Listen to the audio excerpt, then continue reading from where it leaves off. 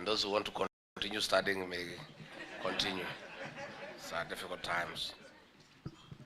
Once again, our development partners and cabinet secretaries present, captains of industry, it's a good morning. Allow me to express our utmost gratitude to the Kenya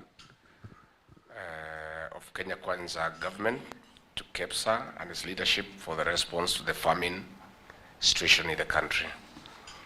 You have raised over 114 million under the Pamoja Tuungane initiative for our fellow countrymen and women facing food insecurity in our ASAL counties and elsewhere. This is very commendable. We know over 4.5 million Kenyans currently are in dire need of food and water, and a further 2.5 million livestock have perished. This initiative will save many lives, and for this, on behalf of government, I want to say asante sana. In the long term, I'm informed of KEPSA's conversation with the private sector players in the renewable energy and water sector.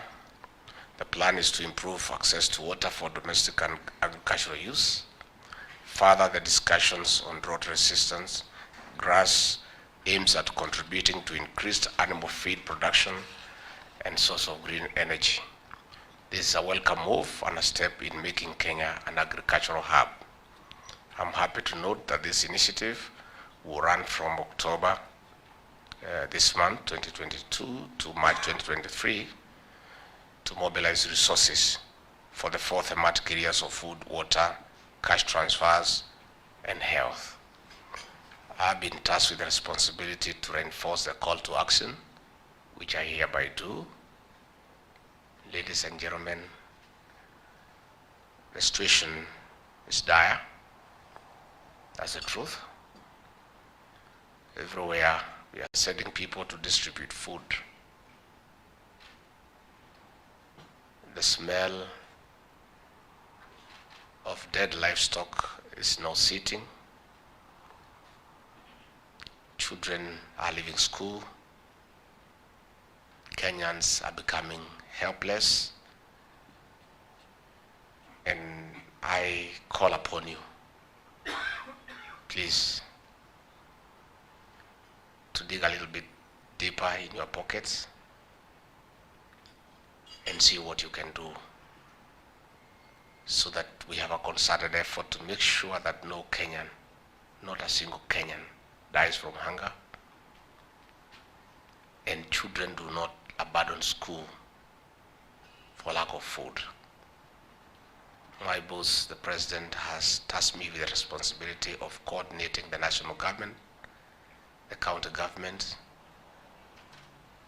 the development partners, the humanitarian agencies, and the private sector to look for urgent resources and coordinate distribution of food and set the stage for long-term and sustainable interventions in view of the adverse effects of the climate change. I therefore want to invite the private sector to partner with us. I appreciate what you have done, the 114 million, but I must say that is good enough. But the situation we are in, we need money. We need interventions. It will be very sad if a Kenyan died for lack of food when you have some little money somewhere. I know of the efforts that you have made, but I want to urge you very strongly and passionately to do a little bit more, and urgently so. I was telling the chair, the CEO this morning when I came, that where I was born, in a little village called Rigathi, a village many of you will not know, because it's just down there somewhere in a dusty village. Our late mother, the late Mother Kirigo, she would go to Karatina market in the morning, and we would wait for her from 2 p.m. Although she used to come around 6, but we would start waiting from 2 p.m. at the gate because we were sure that when she comes from Karatina market, she would come with some bread or some banana or something. We would wait. Now, I left my house very early in the morning. And I have a family. Please don't let me go back empty-handed. I must go with something. I must go back with something. I have a big family that the president has entrusted on my hands of starving Kenyans across the country. And with this media presence and the online activity, they are where we are here. So they expect that when I leave here, I have something for the children. So if there's something you can do today, please do. But along the way, I'm inviting you, CEO Safaricom and everybody else. I need urgently 2 billion shillings from the private sector. The farmers in Nyandarua, the farmers in Kitale, Usian Gishu, Kakamega, Busia, Vihiga, have food, and they are willing to support areas where there is no food. We need some money to compensate them in a small way because we can't take it for free because they need to plant for the next season, and we need money to transport that food. And this particular initiative of getting food from counties that have surplus, I will request the private sector to assist us in that aspect. And I would like to ask you to consider urgently to raise some money for us, because the farmers in Nyandarua were saying last night, how can people die and we have food here? Can somebody come and pick it and take it to them? But we also cannot take it for free. We have to give them some little compensation. And I want to urge the county governors of those respective counties to also consider to waive cess payment for food that is being taken to those areas that are in dire need as part of their contribution. I want to urge the leadership of KEPSA to mobilize your members, all of them. I know some have been very active, others have not been very active. It's time for you to get as active at your level. You don't have to give us as much as Safaricom does, because Safaricom is huge, but be as frequent and as willing at your level. Yeah, at your level, but be as frequent and as willing. And when we put your small and medium and big contribution together, we are good to go. So I want to make a very strong and passionate appeal to the private sector this morning on behalf of the people of Kenya. Please, let no Kenya die when you are there. Let our children not leave the classrooms. Please consider and make a contribution. I would propose a situation where the sitting you have requested with the president, I organize it within the next 2 weeks. And when you come with the money to give it to him. I think we are making progress. So, and since I need the money very quickly, I'll hasten the appointment.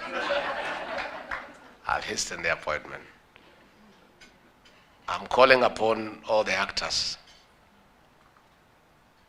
in food distribution. We have coordinating teams chaired by the county governors and the county commissioners. Our development partners, international and local, are part of it, to be transparent in the food distribution. Let me say, anybody who diverts food meant for dying people, for hungry people, we may not catch up with you, but you will never know peace in your life. You never know peace. Let every kilogram of rice donated reach those who are supposed to get it. I want to say, so far so good, but in every situation there are people who take advantage of a difficult situation to try to enrich themselves. Let nobody, please, all those at the counties and everywhere else, let's be good people. Let's be nice people. People are sacrificing their money, their food to assist those who are less fortunate and who deserve. It cannot be that you divert that food or cash for your own use. It will be very unfortunate, it's ungodly, it's immoral, it's unethical, it's unacceptable. And I'm sure that those given that responsibility will do the right thing and let every donation reach the beneficiaries. Dr. Stephen and I will very shortly be putting our development partners together in a forum like this one to also talk to them, to appreciate them for the effort done so far, but also to appeal to them that we need a little bit more, and also ask them, just like we have asked the private sector to emulate Safaricom, even among our donor friends, there are those who are a little bit slow and a little bit unwilling. We'll ask them also at their own level to be enthusiastic and to be active and see what they can do for the people of this country and for humanity as well. So I want to conclude by asking the private sector, please do what you can do for us. And I'll compensate you in kind. I'll make sure that government facilitates you to make more money. Because I also must give in something. You know, this situation of, this country, we are hard-working people. We like working. This begging thing is very humiliating. It's not a nice thing. And, I think working together, we must look for long-term sustainable mechanisms to deal with this effect of climate change so that we don't have to be looking for donations every year. But since now we don't have it, let me now just be not very unfamiliar and very difficult situation of asking for more and more. I'll keep on asking, but I'll give something back in kind. Yeah, I'll give something back in kind. Yeah, we'll facilitate you to do business and create wealth. Because the only way we can come to you is when you have. If you don't have, we can't come to you. So we also have a responsibility to make sure that you do not only have, but you have more and more. And that we shall do. So with those very many remarks, I want to say it was a beautiful morning. We are happy to engage with you, our young people. Go back and give our regards to your parents and yours, and tell them that we love you and we are taking care of you. And you do your bit by being focused, by concentrating on what is critical and important in your lives, by keeping off bad habits, by keeping off alcohol and drugs. We have a serious problem with the boy child, admittedly. Parents want to hide things, and those are things that CS Ababu and ourselves we are discussing. The boy child, the boy child, the boy child is in trouble. Boy child is under threat. Something must be done. I don't want to say we give too much attention to the girl child because we did the right thing. But just the same attention we give to the girl child, I think it's time we give equal, even more attention to the boy child. So, will make progress. I want to say I'm grateful this morning, and I wish you well. Go and work hard, create wealth, get richer, and so that when we come calling in difficult situations like this one, at least you have something you can give us. Yeah? And I want to tell you, this government is for you guys. Our life revolves around you. Without you, we are not going anywhere. And we know that, by the way. It is so clear in our mind. The president and I and the rest of us are so clear that if we don't engage objectively and continuously with the private sector, we will not make any progress as a country and reviving the economy and turning things around. So you'll be seeing me very often, very often. See you when you don't call me, I'll look for you. I'll look for you. I'll look for you because we must engage and we must make progress together. With those very remarks, may God bless you and may God bless you abundantly. Thank you.